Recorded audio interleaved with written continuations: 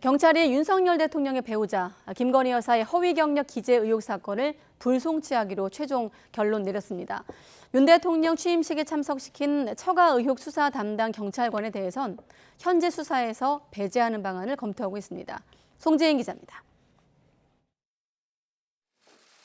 윤석열 대통령 배우자 김건희 여사의 허위 경력 기재 의혹에 대한 경찰 수사 결과가 수사에 들어간 지 8달 만에 나왔습니다. 김 여사가 허위 경력 기재 의혹에 휩싸인 건 윤 대통령이 대선 후보이던 지난해 10월부터입니다.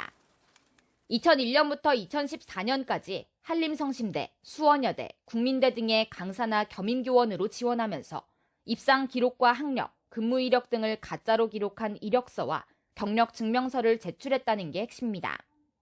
당시 김 여사는 YTN과의 인터뷰에서 돋보이려 한 욕심이었고 그것도 죄라면 죄라며 허위 기재 의혹을 인정하는 듯 했습니다.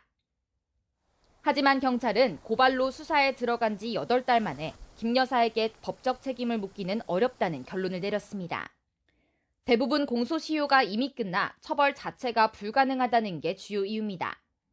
사문서 위조와 업무방해 혐의의 공소시효는 7년인데 김 여사가 대학에 지원서를 낸 마지막 사례인 2014년을 기준으로도 이미 만료된 겁니다. 공소시효가 유효한 사기 혐의에 대해선 경찰은 일부 잘못 표기된 부분이 있긴 하지만 사기 혐의를 적용할 정도는 아니라고 판단해 혐의 없음으로 사건을 종결짓기로 했습니다. 앞서 경찰은 김 여사의 허위 경력 의혹 관련 거짓 해명 고발 사건에 대해서도 불송치 결정을 내렸습니다.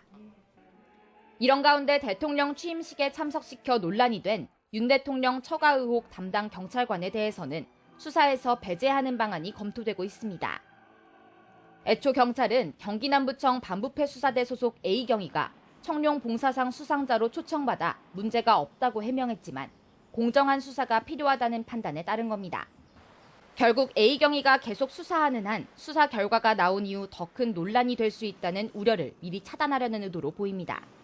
YTN 송재인입니다.